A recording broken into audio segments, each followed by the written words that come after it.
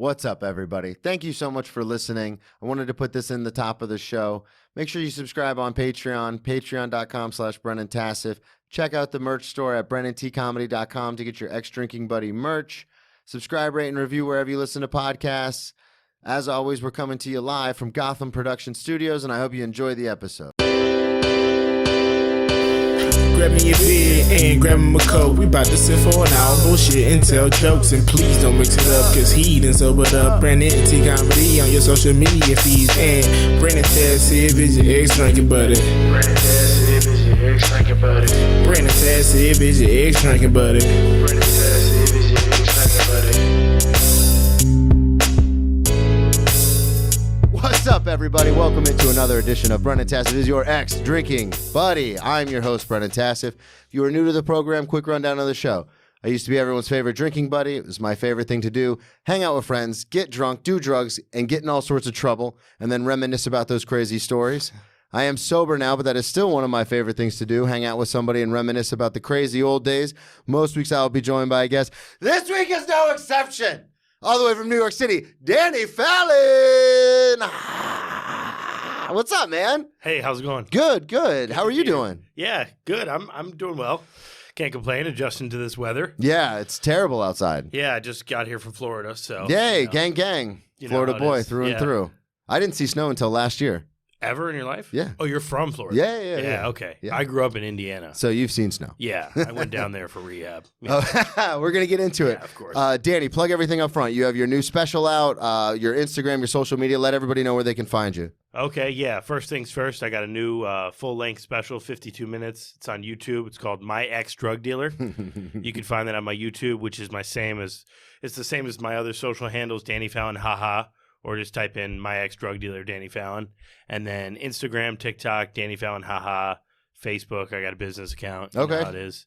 And Oh, yeah, I do. yeah, that's pretty much it. Perfect. Well, this is the first time I've had you on the show. I wanted to have you on. A mutual friend of ours suggested when I was telling him about the podcast. He's like, you've got to get my friend Danny on. Yeah. He just had a special come out, so he's got something to promote, and he said he used to be a mess. So Yeah. I wanted to get you on to kind of talk about it. So first, I want to get to know you a little bit. You said you're originally from Indiana? Yeah, I was born in Chicago, and we moved to Indiana when I was like 6. And Okay. I grew up there. And then have you always been into comedy, performing, or how did you kind of get into this world? I've always been into performing. I wanted to be a musician. Okay. You know, that was my big thing. I wanted to be a rock star. Yeah. You know, classic. Kurt Cobain. Figured, I do heroin, I do Yeah. music. It should work out. Do you turns out. play? Do you play? Yeah, I play bass, guitar, drums, Okay. a little bit of keyboard. I sing. I had a rapping phase like any white guy with a drug problem. Of course you did. You know, I mean, I did too. yeah, we all thought we were going to be the next back killer. Yeah. It was Eminem for me because I'm a little older, but I was just like, Yeah. I remember my twin sister, her first serious boyfriend was and still is a rapper. He's Yeah. a hip hop. Well, he's more of an artist now, like he does R&B and stuff. But I remember we used to all just stand in a circle and get fucked up and I tried to freestyle with them, Mhm. and I was like, "What are you doing, dude? This is so bad." You had a little bit of awareness. Oh yeah, I was like, "This is terrible," but I'm hammered, so let's Yeah, try it. Sure. So how did you end up getting into comedy? Well, once I got sober, I was like, maybe not the music thing anymore. Okay. Just because I was like so wrapped up in that idea of like you got to get fucked up to Yeah. be creative, and then like after a while, I was just like I would tell people stories, Mhm. kind of like your podcast, I'm guessing, and people would be like, I always thought that every person who used to do drugs and drink like was just a great storyteller. And then I found out no. Yeah. No, not. It's insane how many times I share stories, even at meetings, and people are like, "You got to like come to the speaker meeting and share your story." And I go, "Isn't it the same story everybody has?" Right, And right, it's like right. maybe it's similar things, but we can't tell it like you can tell it. Right. Yeah, the memory. Some people can't even remember. Yeah, yeah. And so yeah, I think just that, and just a bunch of people in recovery being like, "You should do that," and then feeling that hole of like, "Oh, I still want to be a performer. I still wanted to do something. I thought I was going to be like an actor maybe or something." Yeah. Because I felt like I had been such a chameleon. We were just talking about that before Yeah. you got here. Really? Yeah, because the one man show, Suki, our engineer, was like, he's like, "Yeah, man, you cried during the first one," and I thought it was because it was really emotional. But then a bunch of the people from Gotham Production Studios came to the second show, and they go, "No, he cried then too." And he goes, "So you just did it?" And I go, "Well, yeah." And he was like, "That's acting, man. That's really acting." And yeah. I was like, oh, I've been doing it my whole life. Yeah, totally. Like you pretend that you're fine, or Yeah. if you're trying to get out of trouble, you pretend that everything's fucked up. Yeah, I don't even really like believe my own emotions. Yeah, sometimes yeah. Like I'm like that's not even real. Like if I'm being like you know what I mean? You know I know exactly what you mean. I don't have faith in my own emotions. That's why like frothy emotional peel. Not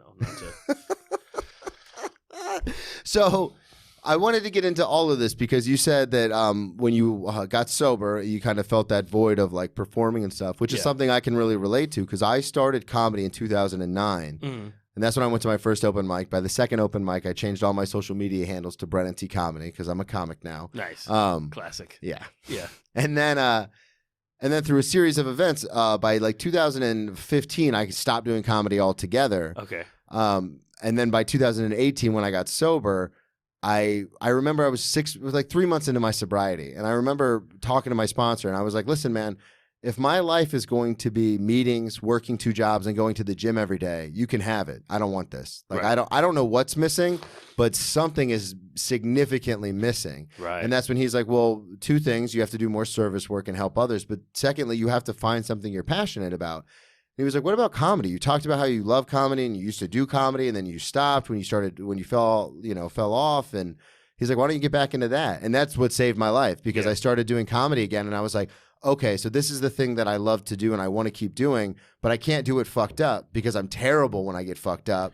So I had to relearn how to do comedy sober. But then I was like, oh, this is it. This is the thing. So for you, when you got sober, and you were like, well, it's not going to be music. You thought it was going to be acting, and then you kind of transitioned into comedy? Yeah, I mean, it took a while. Like, I didn't do comedy until like 4.5 years sober. Oh, wow. Yeah. And it wasn't like I just really didn't have. Yeah, I was just so focused on just staying sober and doing that whole thing. Yeah. That I really I felt that. I was like, oh, maybe I'll go I would audition for a band or whatever, but then I didn't have an instrument because I have commitment issues. So I was like, I don't want to buy a bass, so I'm like showing up to an audition, and be like, "Can I use your bass?"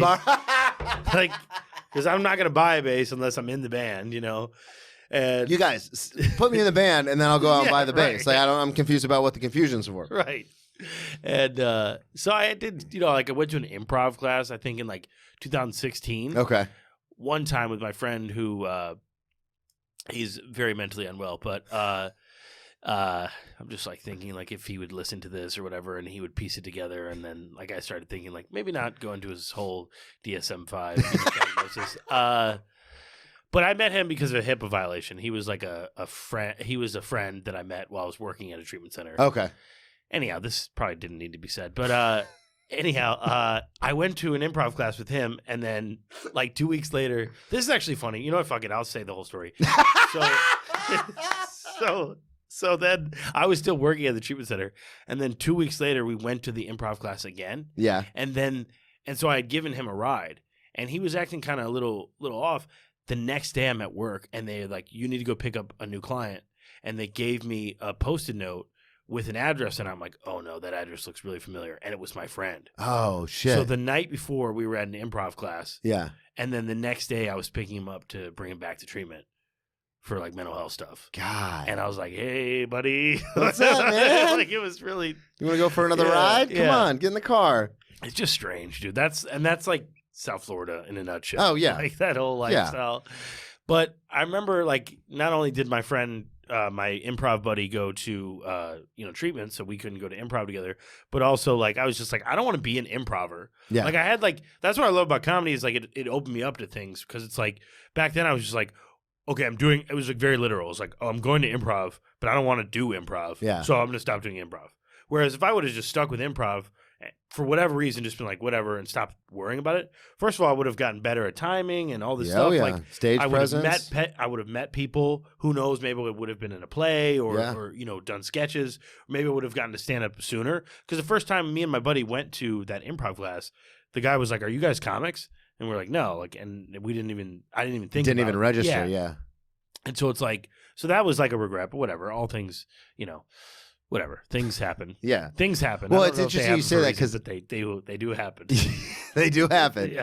I'm a big believer in that. People are always like, for a reason. I go, well, it happened. Yeah. It definitely happened. Yeah. I'm not going to argue that point. Right. I've had people on. Shout out to Samantha Santos and JC Mendoza. They both, and I've had plenty of people on who started in improv Yeah. and then transitioned into stand-up, but they both went to an improv class, and that's how they met like Julio Diaz and Cypher Sounds and all these like people in New York because Right. it was just kind of like an entry point into doing comedy. Yeah. So I completely agree with you that, I hate improv. Yeah, sure. And for everybody who Naturally. listens, they know that I'm Yeah. I'm not against it, but I'm just like, yeah, cool, you guys. That's so cool. Right. But it's definitely a great way, like I said, a jumping off point to like get involved in all this kind of stuff, Yeah, totally. especially with comfortability on stage, Yeah. because at least with stand up, we know where we're going. Like we Right. kind of know what we're doing. With improv, you have no idea. So it is a great way to build confidence on stage. That's for sure. Totally. I mean, I have a friend who does improv, and he's pretty much like, yeah, most improv is bad. Yeah. And he's like a teacher. And so I started doing his class once I was into stand-up. Okay. And I've enjoyed that. And I just feel like, with us now, it's like once you're doing stand-up, you're like, I'm trying to do anything to like unlodge Yeah. Oh, the yeah. material. Like I know it's in there. It's like, Just start mining so for I- gold, man. Yeah, it's like, oh, let me walk a different way home, or let me just go on this random trip or this excursion just to like try to unlodge Yeah, oh, yeah. more material. That's what happened with the one man show. I was writing these stories out, and some of the stories I've turned into bits. And then what happens is when I go back, because it's been a bit for so long, Right. that when I go back and I'm writing the script and my director's helping me out, and he goes, well, give me all the details from that story. Like not the bit, give me every detail. And then it starts unlocking things, and I'm like, Right. oh, I can add this to the bit. Yeah. Like this is a whole new bit entirely. Like I just figured this out from going back and thinking about this stuff that I hadn't thought about in years. And it's all from just doing the one man show. So it definitely can open up a lot of mental doors. Yeah, for sure. So when you do the improv thing, and then everything happens with your friend, and then when did you get into stand up? Oh yeah. So like then, yeah, again, it was just like I had this like, I still had that feeling, but again, like life just, life happens. Oh, yeah. I was playing paintball and I was Yeah. working and I was, Were you doing paintball competitively? yeah. Like as a real thing? Yeah, I still do. Fuck Yeah. Yeah, I started playing paintball competitively again in like 2018. Okay. Sort of 2017, but I couldn't really afford it, and I've been playing ever since. Yeah. Are you like, My team is like, we just went semi-pro this year. hell yeah. Yeah. So hopefully I can still play even though I moved to New York. It's like it's kind of up in the air right now, but Yeah. But that's sick. yeah. That's so cool. Yeah. It's a lot of fun. Yeah. And it's not like comedy. Like I can be like very like I'm unabashed about like, yeah, no, I'm good. I'm good at paintball. Yeah. It's like, It's not like comedy where you're like, it's like no, art it's, is subjective, but this Yeah. is an athletic thing, so it's Right. not subjective. Like you're Right. either good or you're not. it's like objectively I am good Yeah. at paintball. Yeah. I am in the top. I literally said percentile. subjective, and then I couldn't find objectively in my head. I was like, yeah, it's the thing that you do, and you're either good or you're bad. Hey, the brain.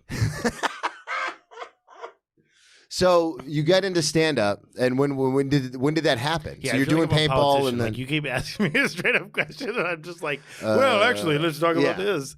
Okay, so I basically, I don't know, I procrastinate, Yeah. and I had fear, a lot of fear, and so people had told me, and then finally, I pretty much just was like, I think maybe 2019 in the beginning, I was like, I should do stand up. Because I remember at the end of 2018, I was like, I will get to the point here.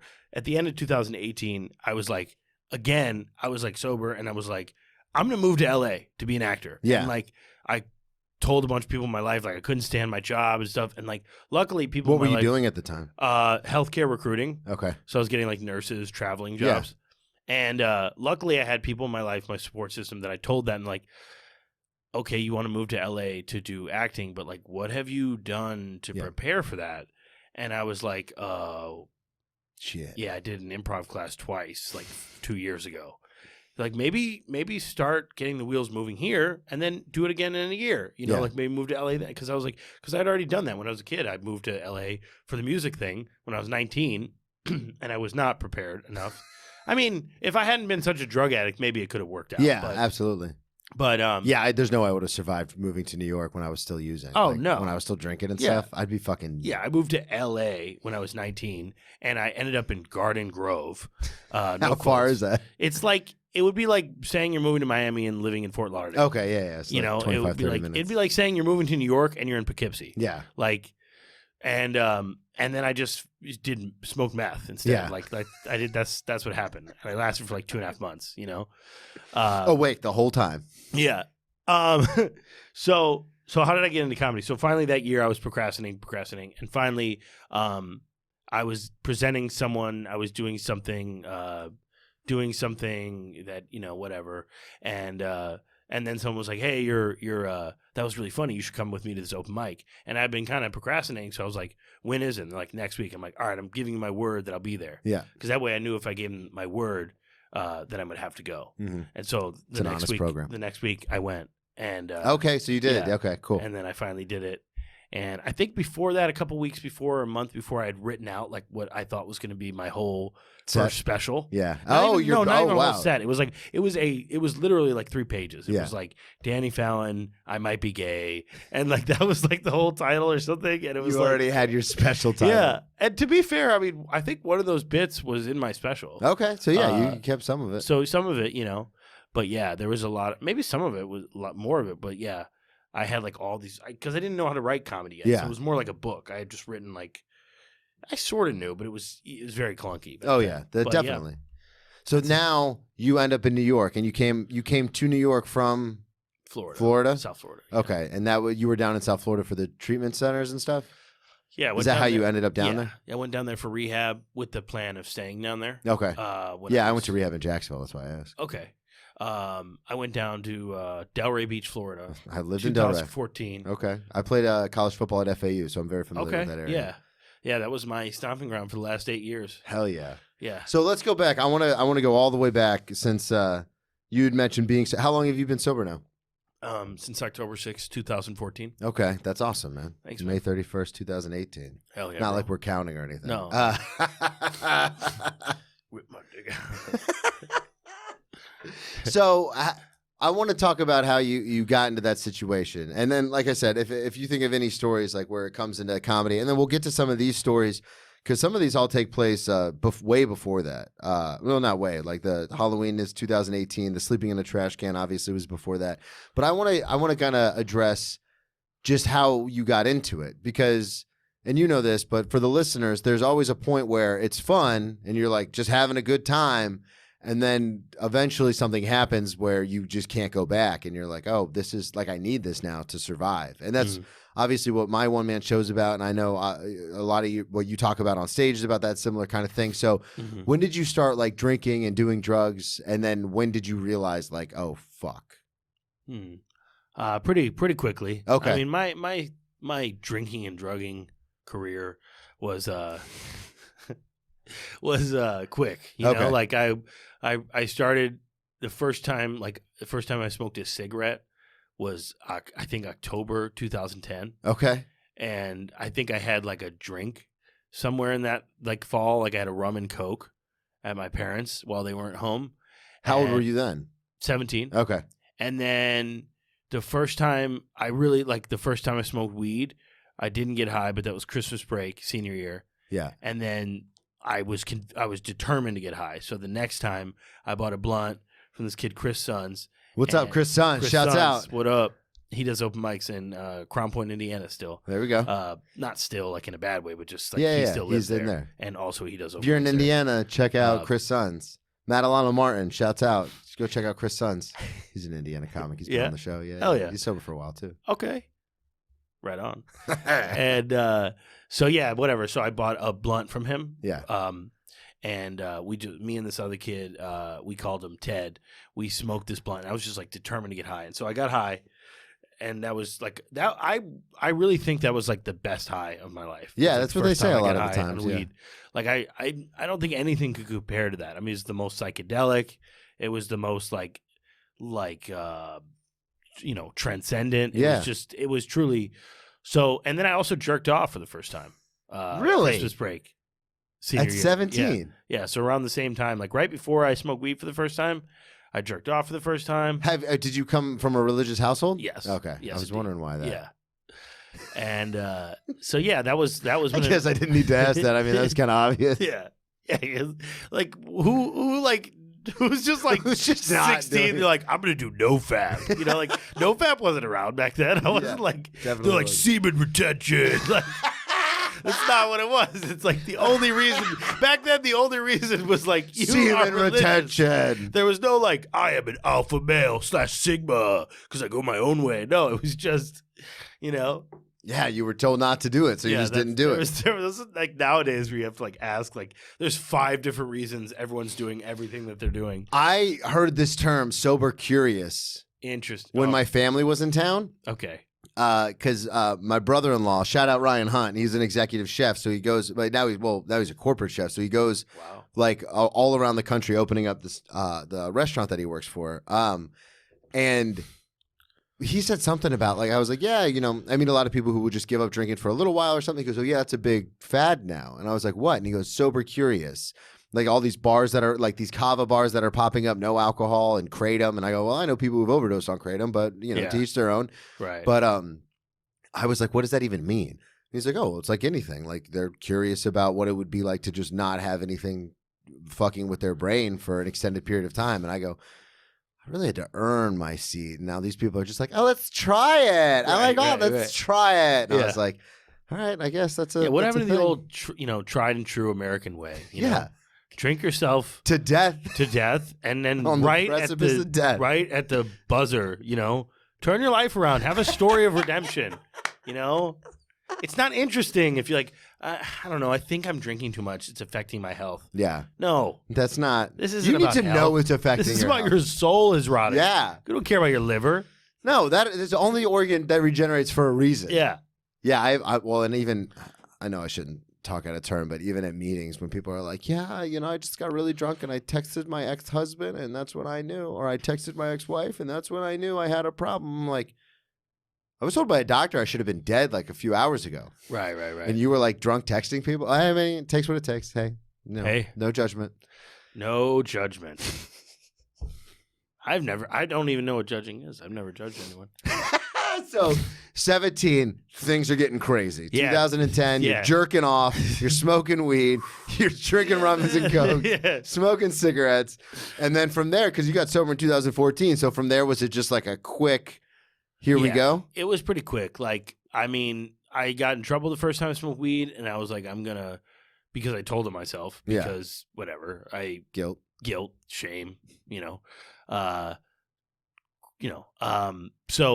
So yeah, I mean, but I was like, I can't wait to smoke weed again. Yeah. And I did. Like the first opportunity I could figure it out and not get in trouble, I did. Are you playing music at this point? Yeah. Did you grow up playing music? I started playing music probably when I was like 10. Okay. And then I just wanted it for context because then we transitioned into the I wanted to be a rock star, Kurt Cobain kind of lifestyle, which is just from what I've gathered from context clues is a very different lifestyle than what you grew up in. So when you decided to do music, you already had a musical background. Right, yeah. Okay. And that was like, I'm tracking. I thought I'm with maybe you. I could be like kind of YouTube, Yeah. like kind of subtle, like, ooh, we're Christian, but we're subtle. Yeah. We're Okay, we make it sexy. We're still like, worldly. You know what I mean? Like you two, Oh, like, I'm Bono. Switchfoot, all Bono-y. maybe. That's a little bit more on the nose, but yeah, so that was kind of where, like the Killers, they're kind of, they're kind of Christian. There's Ari Shafir has a great, I don't know if it's a bit, but I heard him talk about it on a podcast Yeah. where he's like, it's the best Christian rock band ever. And people are like, the Killers? And he goes, 100% a Christian rock band. Yeah, if you listen, it's like I don't feel like it is really Christian rock. I wouldn't classify it as Christian rock. Maybe it's just because I like the Killers so much and I don't like Christian rock. You don't want to admit you like Christian rock? But like, dude, they're so good. So what happens? So you're smoking, you're doing all this crazy stuff, and then you're at 17. I'm assuming you're still living at home. Yeah. And then when do things change? I'm super interested and invested in this because for me, it was a much longer process. Okay. Like I started drinking late in my senior year of high school, same age, so 17. And then I kind of, because I played football and I wanted to play college football and stuff, I kind of kept everything. Like when I drank way too much, way too quickly. Right. But I would do it like once every couple of weeks, then once a week. And then when I stopped playing football and I lost that thing, because, as addicts, if we have something else to dump everything into that's more important than drugs or alcohol, we're relatively okay. It's when that thing goes away and then drugs and alcohol for me became the most important thing. Right. So I don't think I had that thing. So that's what I'm saying is you got to do it so I had quickly. that thing with music, but music is so like Like It's I would one and the always, same, whatever. If I did a new drug, I would always be like, I got to play an instrument on this, and I would. Like, Yeah. First time I ever got drunk, I like played drums, and I was like, I can still play drums while I'm drunk. Yeah. You know, like smoking weed. Like I'm I meant to do always, this, like, yeah. Whatever it was, like you know, I would always be able to play an instrument. I would always. That was kind of the thing. That was kind of like the excitement to me. Is like, let me see how fucked up I can be, and then still be in society. Oh, that's yeah. Because like I had that probably the ego, and I probably still feel this way on some level, where I'm like, I don't know. I just felt like everyone is dumb, Yeah. and the way for me to be on their level is to make myself dumb with Yep. chemicals, and then it's almost like it makes life fun. It's like a challenge. Like this is so easy. I could do like a shit ton of drugs that would knock all of you out, and then do the thing that you're doing fucked up. I say it all the time at work. People will be like, "Oh, I was thinking about calling out. I'm so hungover," and I go, "I used to come in hammered. Right. Like, wait, like hungover? Yeah, Yeah. Like you take an order and then you go in the bathroom and fucking throw up, and then you come out, you swish some mouthwash or take some, Tic Tacs. You put the order in, and then you go take another order. Like, what are we doing? Yeah. Like, come on. Yeah. That's what makes life exciting. you know? Yeah, I used to drink trunk vodka in the Florida summer heat. I would keep a little water bottle full of vodka in my trunk, and then like in between, this is when I worked at breakfast. In between breakfast rush and lunch rush, I'd go out to my car, smoke a cigarette, and fucking. This is after I went to rehab and relapsed, and just chug trunk vodka. You man. learned some new things. Yeah. Even after you went to rehab, Dude. you got a better education. Yeah, come on, let's go. So Yeah. you get into music, and are you in bands at this point? Yeah, I was in a band. Called Holden Okay, after Holden Caulfield from Catcher in the Rye. okay, And that band started like junior year. okay. So by this time the band was still going, but I think my friend Jeff, who was in the band with me, might have been in LA at this point because he like left high school like senior year and was just like, This is in Indiana, right? Yeah, he's Okay. just like, I'm gonna live with our friend Sam in LA, and he like did. Oh, that's crazy. Yeah, I think he did that like twice senior year. It was like a whole thing, and so I was already in a band, and yeah, I was playing, and then I was getting fucked Just up. getting fucked up. Yeah, And then when did you realize, oh, this might be an issue? dude, like so soon. Okay. Like, I remember like the first. So I smoked weed, and then like the next time I smoked weed, I remember like the first week I'm smoking weed. Like once I figured out, I'm like, okay, now I can do this every day. So I'm like doing it every day. It's like the first week I'm smoking weed every day. This is while you're still in high school? Yeah. Okay. And it's probably like February, and then like I'm like smoking weed every day, and like I smoke weed before school, I smoke weed after school, and then I'm like hanging out with some of my other friends who aren't smoking weed like that. Yeah. Like they've smoked it, but they're not smoking it like every day. And there's just kind of like an attitude from them that, and maybe it was in my head, maybe it was imagined, but it was kind of like, dude, you're going down a dark path, or like whatever. And I Shut up, remember, nerd. yeah. And I also remember just being like, fuck, this kind of like already isn't doing it, you know? Yeah.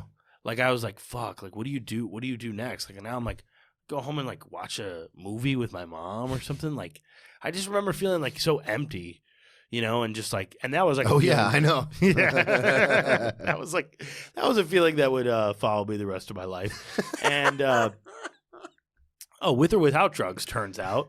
And Turns out it's a spiritual and mental malady. turns out there's just an emptiness inside that nothing will It's fill. just a hole. Yeah.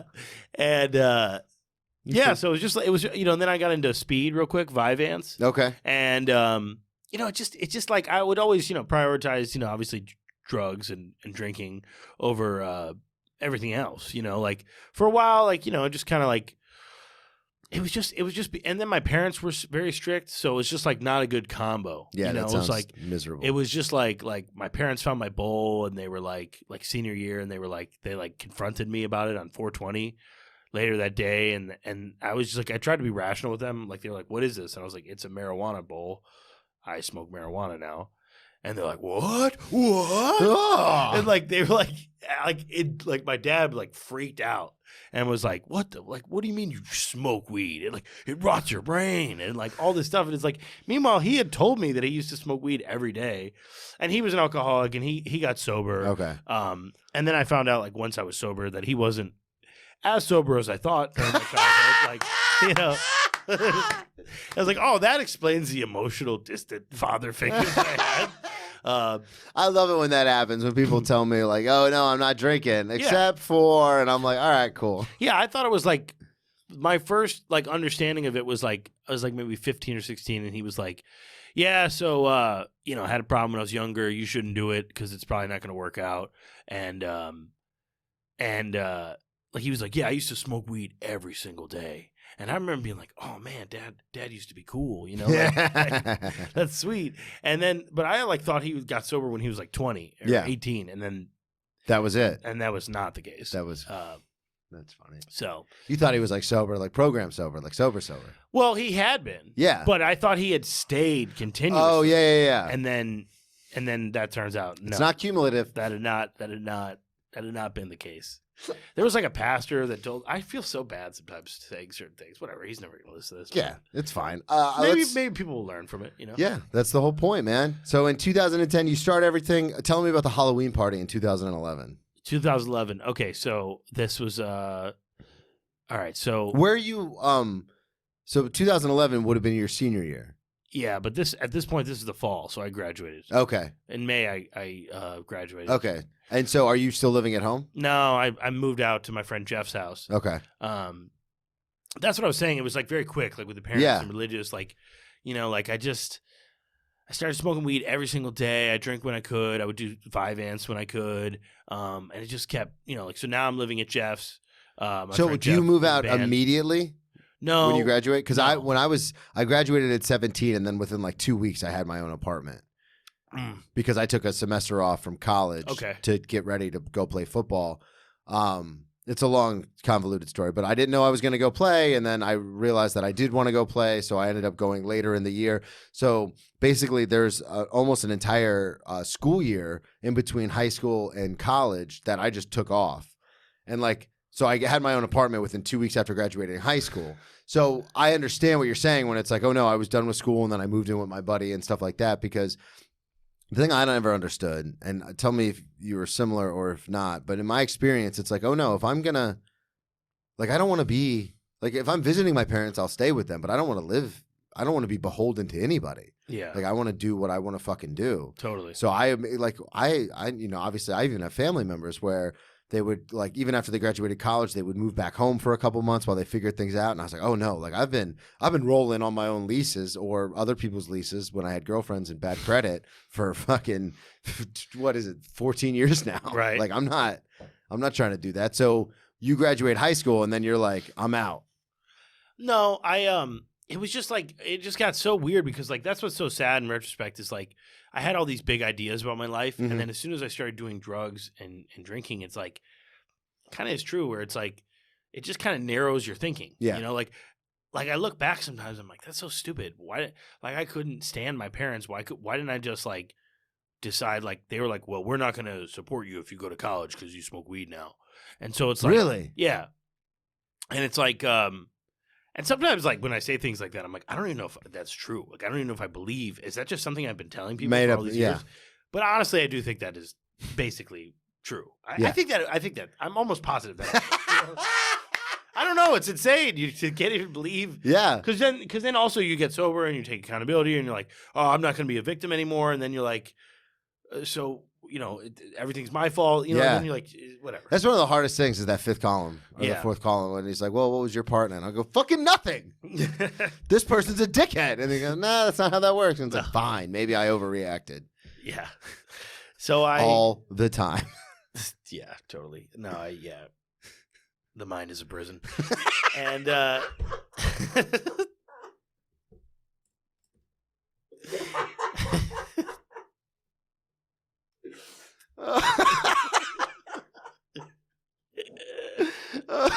so what happens? Okay, what the hell? What did you ask me? We were talking about your transition from high school into living with Jeff. Yeah, I just started I started living in such a scarcity mindset. Is basically what I'm saying, right? So then instead of thinking like, okay, I'll just go to college, I'll get a student loan like everyone else. Like, I'm 18, let me be an idiot, I was just like, okay, like all I thought about was like just getting high. Like, so I didn't think about like, okay, let me just plan an escape route here. Or like, let me get my money together. Like, let me work a job, save some money, do something.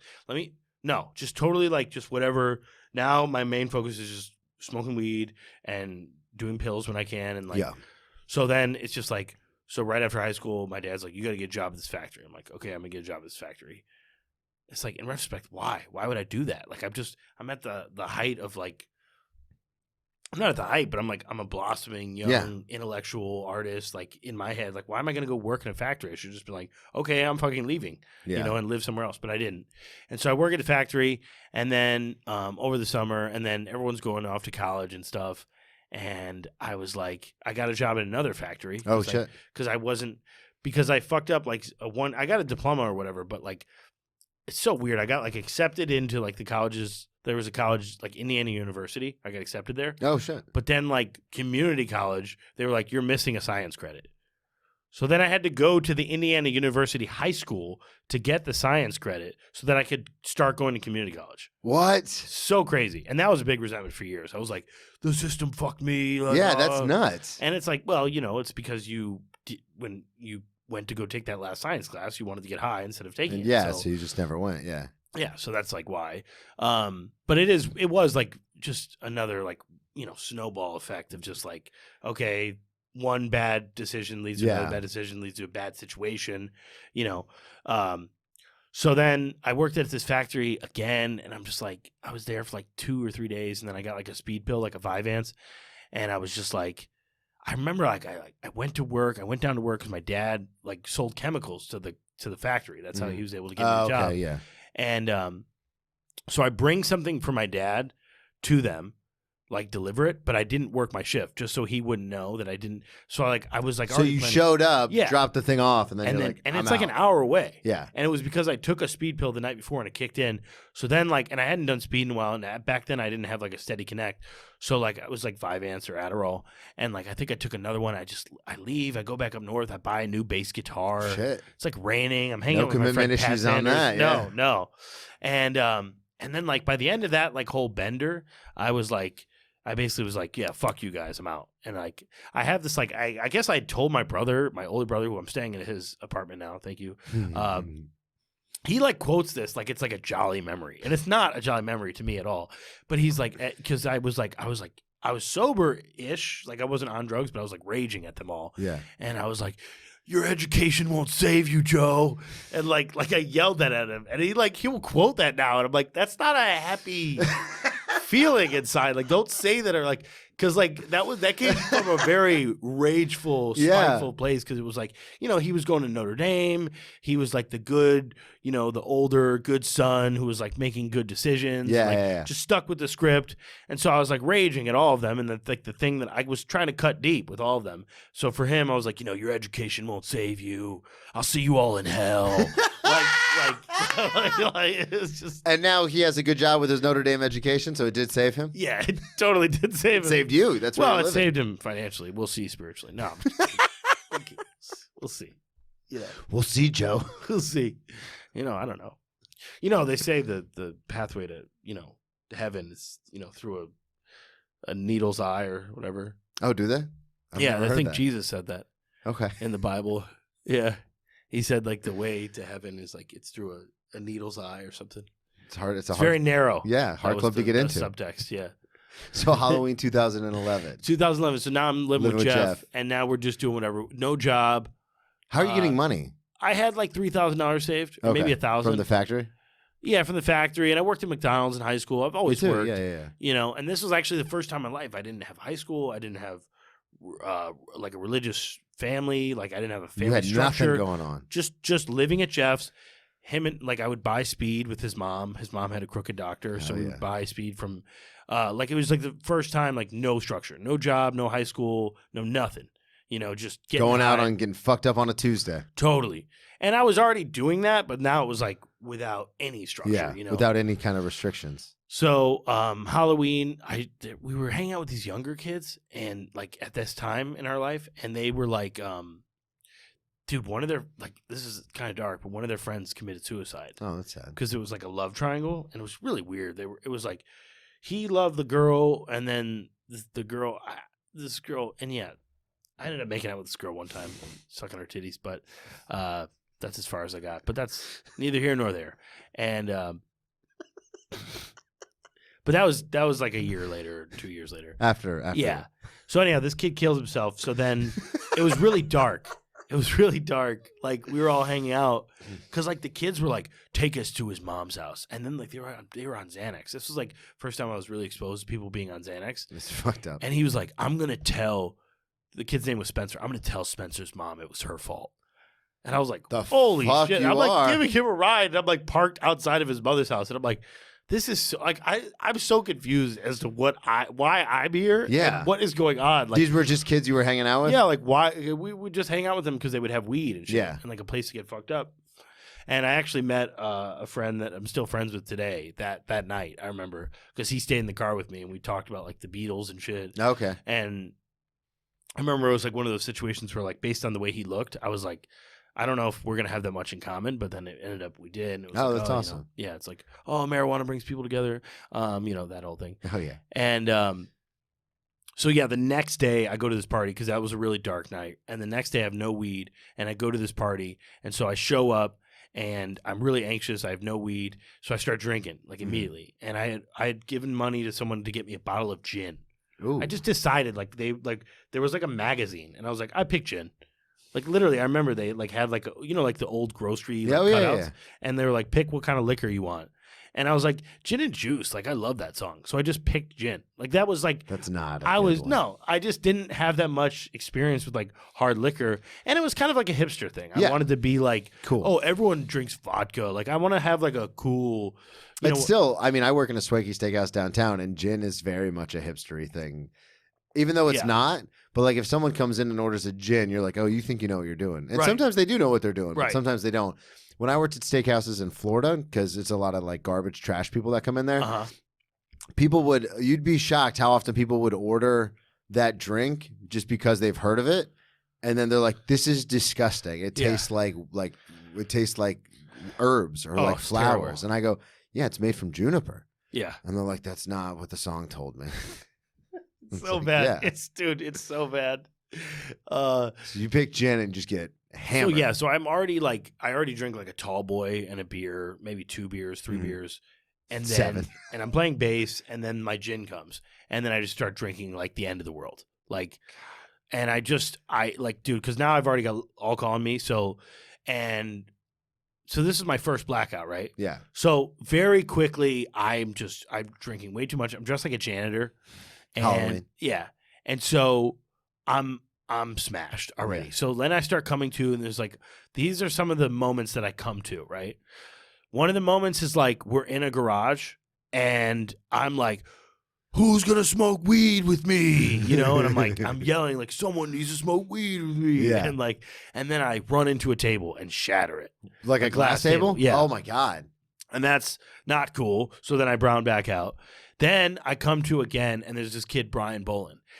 And Brian Bolin, years prior, when I was like a good Christian boy, came to this paintball field that I worked at, and it was and he like got into a fight with some of the people there. Yeah. And then one of my friends hit him with a paintball barrel on his nose and broke his nose. Holy shit. And then those things are hard. Yeah. And then he fled. And so now, or he fled, or like the cops came and my friends fled. Either way, that's just like that was a thing that happened. So drunk Danny sees him, remembers that, and also is feeling like, some sort of way about it. Yeah, feeling like, you know how when you're drunk, you're just yeah. And so I'm like, hey, Brian, remember that time my friend smashed your nose with a paintball barrel? And he's like, yeah, I do remember. Is there something you want to say or something? I was like, I just think it's funny that happened. Remember that happened?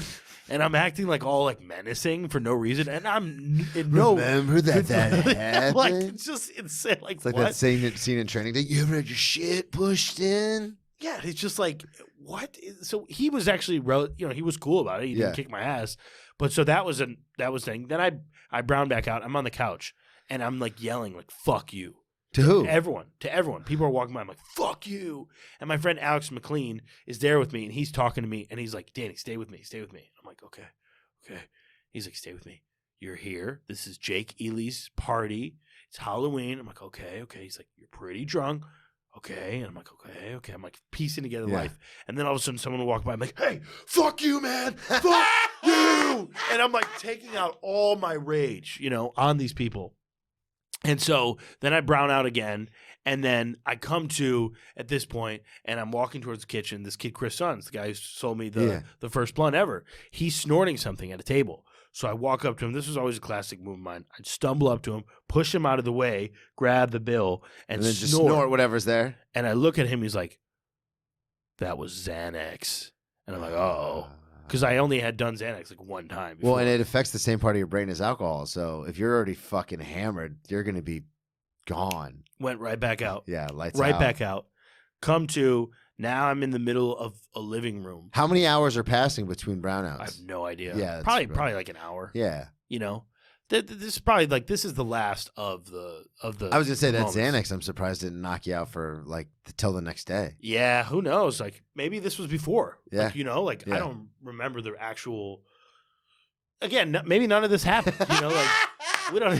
Is this just a story that I've told for years? Like, And now it's in my head. yeah, So you do the Xanax, and then you wake up in the living room? right? And it's dark, Mhm. and all I'm wearing is a girl's coat Yeah, that's you down are. to here, and Grinch boxers, which makes sense. Those were my boxers, but no other clothes. And I'm like, oh no, I have to throw up. So I take the coat off, and I go like this. I know this is not my coat, Yeah. right? Doesn't fit. I throw up into the coat, fold it over like a burrito, and then No. go back to sleep on it. Oh my God. Then I hear a bunch of laughing. Turns out there's an audience around me. Like there's people who are sleeping on the couch, so they're seeing all this. And I'm like too ashamed and I'm starting to probably be hungover at this point. Yeah. So I just like go to sleep. And then the next day I woke up and Covered in vomit. Dude, like the dude whose girl's coat that was, he's like, I'll smooth it over, whatever. He was like cool about it, which I was surprised that anyone liked me at this party anymore. And yeah, I was like hungover for like 2 days after that. Yeah. God, those are the worst. I could barely drive home.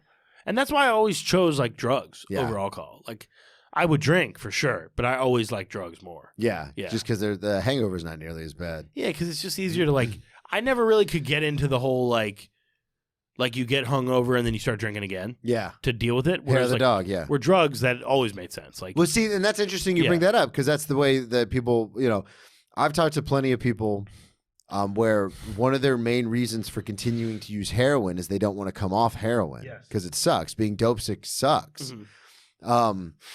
But that was always a thing for me was you wake up in the morning, you're hungover, and then you do a couple shots for breakfast to get fucking going. Mm-hmm. And but it's so weird that you're saying like, I never got like doing that with drinking, like drugs, it makes all the sense in the world, but with drinking, that's like seems stupid. And it's like, yeah, I mean, I guess it does. But at the same time, as an alcoholic, I'd look at the heroin addicts and be like, just stop, just don't. Like, that seems stupid. Right. So it's I mean, it's just our experience, I guess, is the difference. Yeah, it's just it's whatever you prefer. Yeah. I mean, I think it's just because like the hangover is like the nausea. Yeah. I was just like, oh, that thing that just made me so nauseous. I don't want to do more of that. Yeah, that's true. Like I want something that'll smooth it over, like a pill. Yeah. That's where the pills come in, baby. Yeah. I wanted to ask because you mentioned heroin. Do you remember the first time you did heroin? Yeah.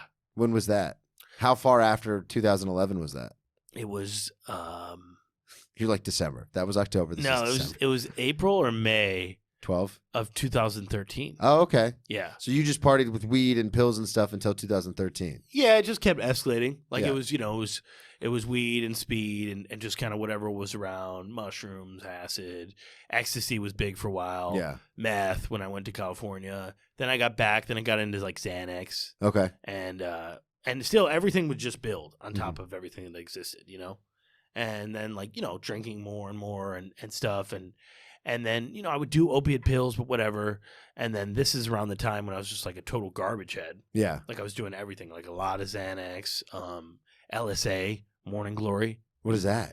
You like grind up Morning Glory seeds. Okay. And you can make this like this, they say it's like LSA. It's kind of like, it's like a hallucinogenic. It feels like you're kind of coming up on mushrooms, but you never peak. Oh, okay. You just kind of, everything gets a little trippy. So you kind of throw that in the mix. Yeah. Just why not?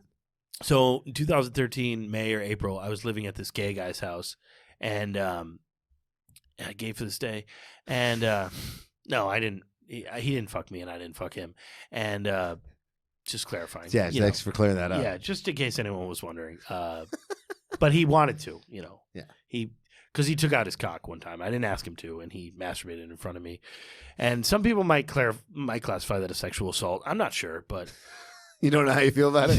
that happened. That did happen. I know for sure that happened. We were watching A Beautiful Mind. But this was after that. I was living with him because I saved his life from someone.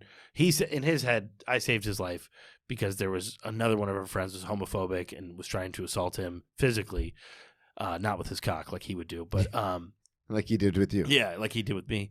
And so I was staying with him rent free. Wow. And I was a drug addict, and I was just like getting fucked up all the time. And like I said, so the gay stuff does obviously factor into the story. This is the first time I did heroin, right? Yeah. So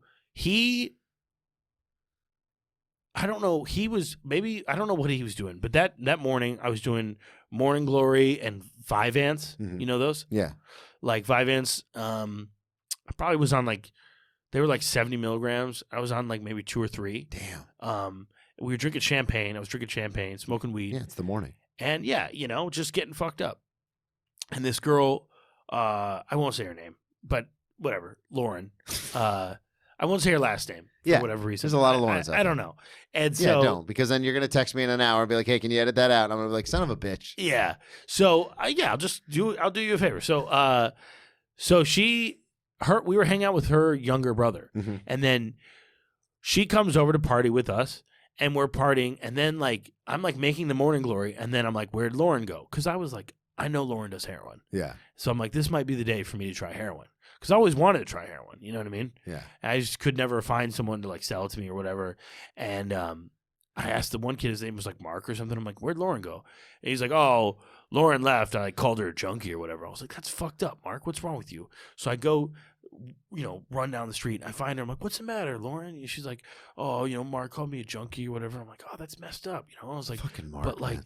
Mark, dude, but you do heroin though, right? And she's like, yeah. I mean, I do heroin, but I'm trying not to or whatever. I'm like, Well, I'm trying. I'm trying too. I want to do heroin, Lauren. And she's like, no, you don't want to do this. And I was like, I know, but I do. I do want to do this. And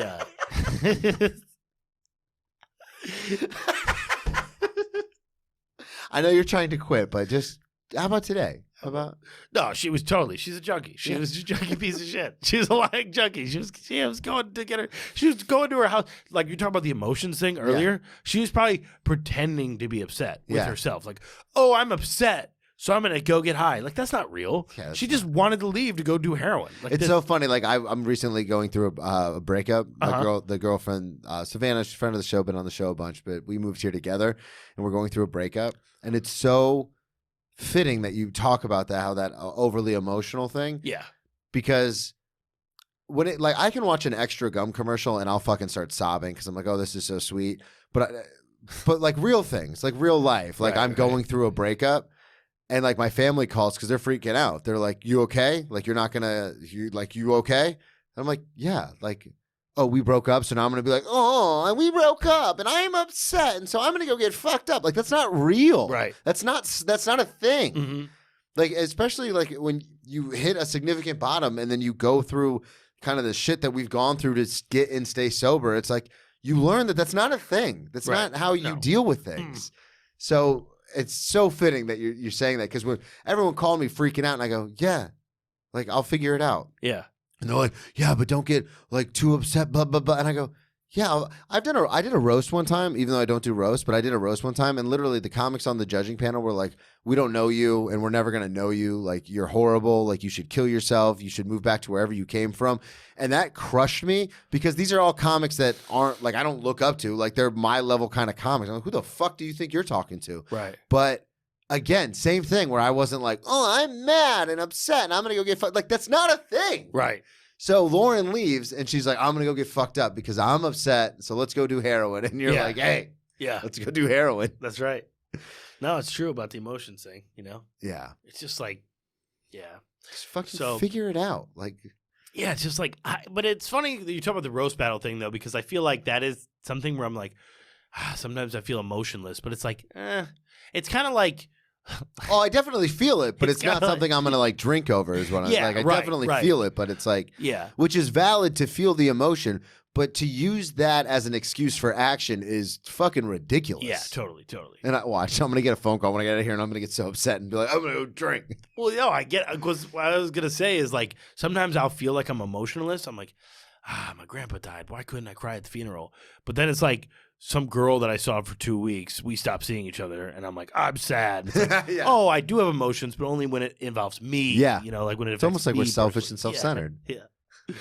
So I go to Lauren's, and then So you end up going back to her place. yeah. And yeah. I convinced her to let me try heroin, and I'm sure that wasn't a rigorous convincing. yeah. Hey, I I- want to do it. Okay. No, she gave up a good fight. Okay. She played the part well. No, we shouldn't.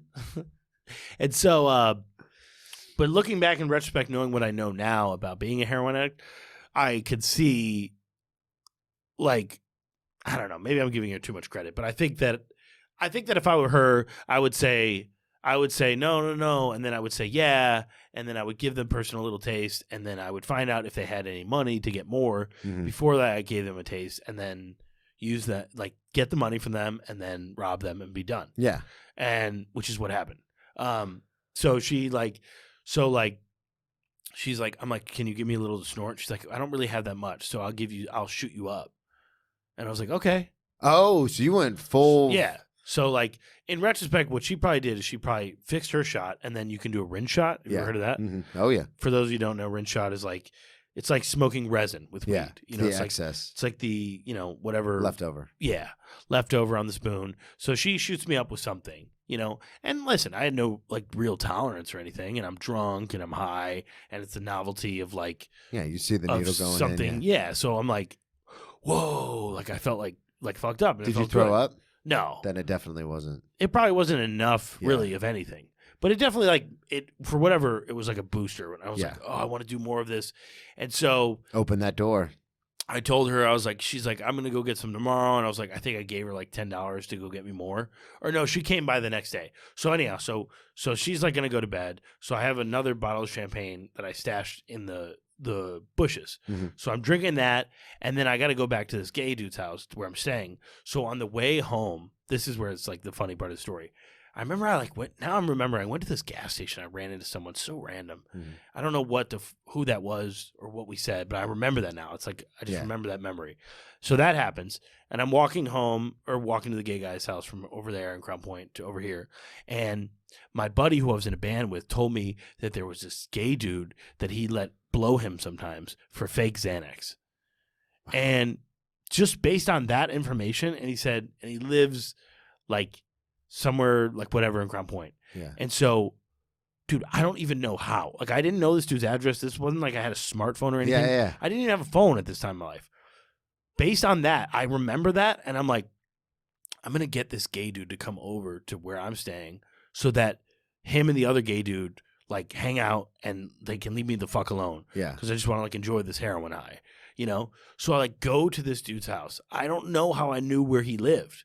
I have That's no idea. I was insane. like, I knock on this door, and this girl answers. She's kind of got like this weary look, like, oh, another straight guy here Yeah. to like get blown by my gay brother. And she's like, Steven, like he's here. And I'm like, so we've never met. Me and this Yeah. dude have never met. I'm just like, you know, I'm kind of playing the game. I'm like, hey, what's up? So like my friend Jake told me about you.